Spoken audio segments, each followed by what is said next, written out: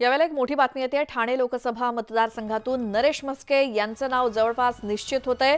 ठाणे लोकसभा मतदारसंघातून आमदार प्रताप सरनाईक आणि रवींद्र फाटक हे देखील उमेदवारी मिळवण्यासाठी इच्छुक आहेत। असं असताना महायुतीकडून आता अचानक नरेश म्हस्के यांचं नाव जवळपास निश्चित करण्यात आल्याची माहिती सूत्रांनी दिली आहे।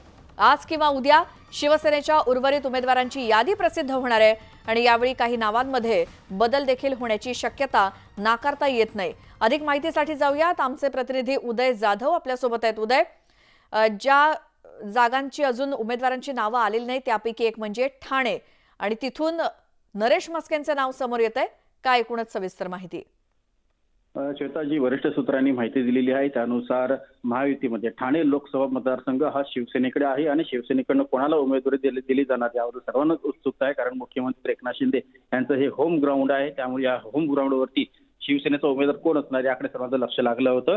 आमदार प्रताप सरनाईक असतील, आमदार रवींद्र फाटक असतील, यांचं नाव जे आहे सातत्यानं चर्चेत असल्याचं आपल्याला पाहायला मिळतंय। तर आता जी माहिती मिळते त्यानुसार ठाण्याचे माजी महापौर नरेश म्हस्के यांचं नाव जे आहे ते आघाडीवरती असल्याचं माहिती मिळते। त्यांचं जवळपास निश्चित झालं असल्याचं देखील सांगितलं जात आहे। मात्र शेवटच्या टप्प्यामध्ये काही बदल देखील होऊ शकतात अशी देखील शंका व्यक्त केली जाते। मात्र 90% नरेश म्हस्के यांचं नाव जे आहे ते निश्चित झालं असल्याची माहिती मिळते आहे। आणि नरेश म्हस्के यांनी जेव्हा शिवसैनिकांनी उठाव केला होता, म्हणजे मुख्यमंत्री एकनाथ शिंदे यांच्या जे समर्थनार्थ सर्व आमदार होते, खासदार होते, तेव्हा जेव्हा उठाव झाला तेव्हापासून ते आतापर्यंत नरेश म्हस्के यांनी प्रसार माध्यमांमध्ये प्रवक्ते पदाची जी भूमिका बजावलेली आहे, कणखरपणे आक्रमकपणे त्यांनी जी काही बॅटिंग केलेली आहे, त्यामुळे त्यांना हे पद जे आहे आता उमेदवारी जी आहे ती देण्यात येत आहे असं देखील सांगितलं जात आहे। त्यामुळे आता अधिकृतपणे काय जाहीर होतं याकडे सर्वांचं लक्ष लागलेलं आहे। दक्षिण मुंबई असेल, पालघर असेल, उत्तर पश्चिम मुंबई असेल आणि ठाणे असेल, या लोकसभा मतदारसंघामधून कोणाला उमेदवारी दिली जाईल याबद्दल अनेक प्रश्न जे ते विचारले जात आहेत। आज किंवा उद्या माहितीमध्ये शिवसेनेची ही यादी जी आहे ती जाहीर होणार असल्याची देखील माहिती मिळते आहे आणि त्यामध्ये